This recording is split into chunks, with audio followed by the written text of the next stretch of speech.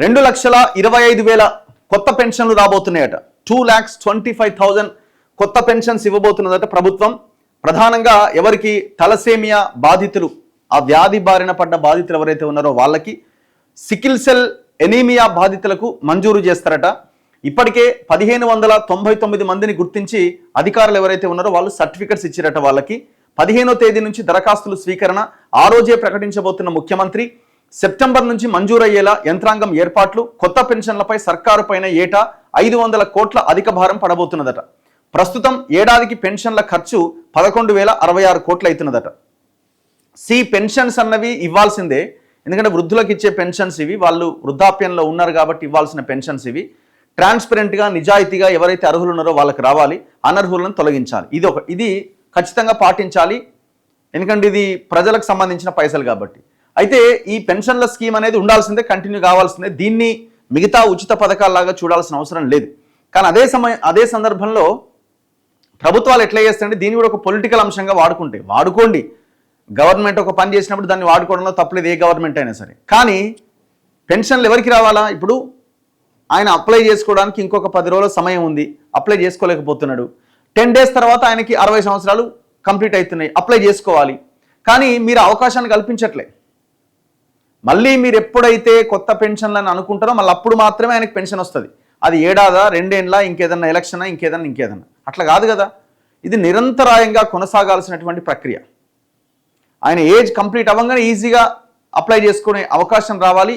Within next మంత్లో ఆయనకి ఆ పెన్షన్ డబ్బులు రావాలి. ఇప్పుడు భర్తలని కోల్పోయిన భార్యలు ఉంటారు, ఆయన చనిపోగానే ఇమీడియట్గా అప్లై చేసుకుంటారు. నెల రోజుల్లోపుగా డెత్ సర్టిఫికేట్ తీసుకెళ్ళి అప్లై చేసుకుంటే ఇమీడియట్గా రావాలి కదా. మళ్ళీ మీరు కొత్త పెన్షన్స్ ఎప్పుడైతే అని ప్రకటిస్తారో అప్పుడు మాత్రమే అప్లై చేసుకోవడానికి అవకాశం ఉంది. సో ఇది మారాలి. రాష్ట్రంలో అర్హులైన 2,25,599 మందికి కొత్తగా పెన్షన్లు మంజూరు చేసేందుకు ప్రభుత్వం రంగం సిద్ధం చేస్తోంది. ప్రస్తుతం ఒంటరి మహిళలు, వితంతువులు, దివ్యాంగులు, వృద్ధులు, చేనేత, గీత, బీడీ కార్మికులు, HIV, ART బాధితులు, పైలేరియా అండ్ డయాలసిస్ పేషెంట్లు, బీడీ ఠేకేదారులకు మాత్రమే ఈ పెన్షన్లు వస్తున్నాయి, బీడీ కార్మికులకి. అయితే వారితో పాటు తలసేమియా బాధితులు, సికిల్ సెల్ ఎనీమియా బాధితులకు కూడా పెన్షన్లు మంజూరు చేయాలని ముఖ్యమంత్రి రేవంత్ రెడ్డి అధికారులను ఆదేశించారు. ముఖ్యమంత్రి ఆదేశాల నేపథ్యంలో అధికార యంత్రాంగం అర్హులను గుర్తించే పనిలో నిమగ్నమైంది. ఇటీవల నిర్వహించిన కులగణన, SHG మహిళా సంఘాల ద్వారా వచ్చిన వివరాలు పరిగణలోకి తీసుకొని అర్హులైన వారికి కేటగిరీల వారీగా పెన్షన్లు మంజూరు చేసేందుకు society for elimination of rural poverty అధికారులు చర్యలు చేపట్టిరట. ఆగస్టు 15వ తేదీ నుంచి కొత్త పెన్షన్ల దరఖాస్తుల స్వీకరణకు అధికారులు ఏర్పాట్లు చేస్తున్నారు. అదే రోజు ముఖ్యమంత్రి రేవంత్ రెడ్డి దరఖాస్తుల విషయాన్ని ప్రకటించే అవకాశం ఉందని సమాచారం. కొత్తగా జాబితాలోకి వచ్చిన వారికి సెప్టెంబర్ నుంచి పెన్షన్ అందబోతున్నది. వాస్తవానికి తలసేమియా, సికిల్ సెల్ ఎనీమియా వ్యాధులు ప్రభుత్వం 21 రకాల వ్యాధుల జాబితాలో చేర్చింది. దాంతో ఈ కేటగిరీలోని కొంతమందికి ఇప్పటికే పెన్షన్లు వస్తున్నాయి. వారు కాకుండా తలసేమియా, సికిల్ సెల్ ఎనీమియా వ్యాధి బాధితులు 1,599 మంది సెర్ప్లో నమోదై ఉన్నారు. వారితో పాటు మరికొంతమంది దరఖాస్తు చేసుకునే అవకాశం ఉన్నది. ఇక కొత్తగా గుర్తించిన వితంతువులు 2,03,000 మంది ఉన్నట్లు అంచనా. కొత్తగా గుర్తించిన వాళ్ళట 2,03,000 మంది ఉన్నారట వితంతువులు, భర్తలను కోల్పోయిన వాళ్ళు. మరి రేటు సంవత్సరానికి పెరుగుతున్న తప్ప తగ్గుతలేదు. కారణం ఏంటంటే రాష్ట్రంలో ఉన్న విపరీతమైన తాగుడు. కిడ్నీలు ఖరాబ్ అవుతున్నాయి, లివర్లు ఖరాబ్ అవుతున్నాయి. ఇప్పుడు గ్రామాల్లో పొల్యూటెడ్ ఆహారం ఏముంటుంది? బేసిక్గా హైదరాబాద్లో ఉన్న వాళ్ళకంటే రకరకాల ఈ ఆహారం దీంతో పొల్యూషన్తో సమస్యలు. గ్రామాల్లో ఉన్న వాళ్ళకి అంత భయంకరంగా ఏం లేదు కదా. అయినా కూడా ఎందుకు చనిపోతున్నారు అని అంటే తాగుడు. ఈ కళ్ళు కాంపౌండ్లు వచ్చినాయి, ఈ కళ్ళు కాంపౌండ్ల వల్ల గౌడ్లకి వచ్చిన ప్రయోజనం అయితే లేదు, కానీ మొత్తం జనం అయితే సస్తున్నారు. కొంతమంది ఇట్లా కూడా అంటారు, మళ్ళీ ఇది గౌడ్లని వ్యతిరేకించే స్టేట్మెంట్ ఇది అని అంటారు. ఎట్లయితుంది? మీరు ఏ కళ్ళు కాంపౌండ్కైనా వెళ్ళండి, ఏముంటుంది అందులో? డైజోఫామ్, ఆల్ఫ్రాజోలం కలిపిన కళ్ళు. అది కళ్ళే ఉండదు అందులో. ఒక్కసారి దానికి అడిక్ట్ అయినమా కథం, జీవితం మొత్తం ఇక కళ్ళు కాంపౌండ్కి ఇచ్చేయాల్సిందే. కానీ నీ లైఫ్ మొత్తం ఆ కళ్ళు కాంపౌండే. ఇక ఎప్పుడైతే నువ్వు ఆ కళ్ళు ఆపుతావో నువ్వు చచ్చినట్టే ఇక కథం. కొన్ని గ్రామాల్లో అయితే వితంతువుల సంఖ్య విపరీతంగా ఉన్నది. అదే కోవలో చేనేత కార్మికులు 3,000 మంది, గీత కార్మికులు 4,000 మంది, దివ్యాంగులు 1,22,000 మంది, 65 ఏళ్లు పైబడ్డ వాళ్ళు 1,00,000 మంది, 57 నుంచి 64 ఏండ్ల వారు 4 లక్షల మంది ఉన్నారు.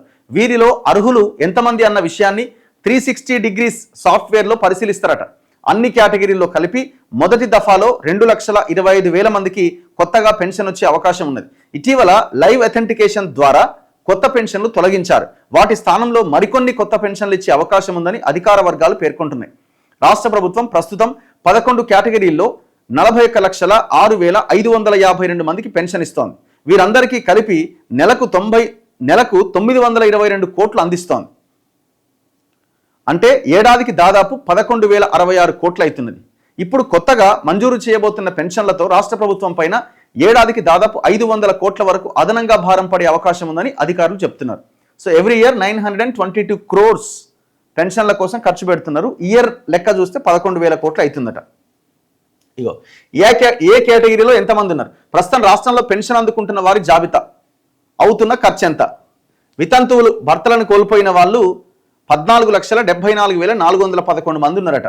వాళ్ళకి దగ్గర నెలకు 297 కోట్లు ఖర్చు పెడుతుందట. వృద్ధులు 14,31,814 మంది ఉన్నారు. వాళ్ళకు 288 కోట్లు.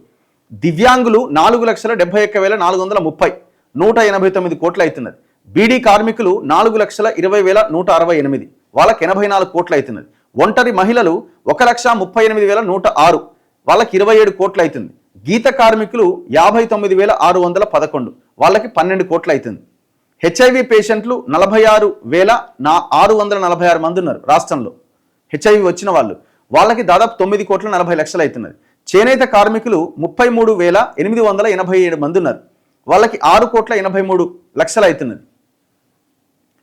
సో వీళ్ళకి 55 years ఏమో ఉంది కదా చేనేత కార్మికులకి అండ్ గీత కార్మికులకి. ఫైలేరియా పేషెంట్లు 16,922 మంది ఉన్నారు. వాళ్ళకి 3,41,00,000 అవుతున్నది. డయాలసిస్ పేషెంట్లు ఉన్నారు 9,808 మంది ఉన్నారు. వాళ్ళకి 1,98,00,000 అవుతున్నది. బీడీ ఠేకేదారులు 3,749 మంది ఉన్నారు. వాళ్ళకి 76 లక్షలు అవుతున్నది. మొత్తం 41,06,552 మంది పెన్షన్దారులు ఉంటే వాళ్ళకి 922 కోట్ల 17 లక్షల రూపాయలు ఖర్చు అవుతున్నది. ఇప్పుడు ఇంకొక ఏడాదికి 500 కోట్లు అంటే ఇంకొక 50 కోట్లు ఏమో పెరగబోతున్నది. 45 కోట్లు పెరుగుతుంది ఇంకొక నెలకి. అంటే దగ్గర 970 కోట్లు కాబోతున్నది. మరి ఇప్పుడు ఎలక్షన్ మేనిఫెస్టోలో ఇచ్చిన హామీ ఏమైంది? 2,000 పెన్షన్ 4,000 చేస్తామన్నారు. 4,000కి వికలాంగులకు ఇచ్చేది 6,000 చేస్తామన్నారు. మరి ఇవన్నీ ఏమైనాయి? ఈ హామీలన్నీ ఏమైనాయి? జనం అడుగుతున్నారు. ఆల్రెడీ ఆ దివ్యాంగులు అయితే ఆల్రెడీ చాలా రోజుల నుంచి మూమెంట్ స్టార్ట్ చేసినారు. అండ్ ఇంకొకటి, ఇందులో కూడా అనర్హులు ఉండరా అంటే 100% ఉన్నారు అనర్హులు ఇంకా. సో ఆ అనర్హులను తొలగించాల్సిన ప్రక్రియ కూడా చాలా ట్రాన్స్పరెంట్గా జరగాలి. ఎవరో పెట్టి బెల్ట్ షాపులని విచ్చలవిడిగా కొన్ని వేల బెల్ట్ షాపులు, ఒక్కొక్క గ్రామానికి పోతే 30-40 వైన్ షాపులు పెంచుతున్నారు, బెల్ట్ షాపులను ప్రోత్సహిస్తున్నారు. ఇక వితంతువుల సంఖ్య ఎందుకు పెరగదు?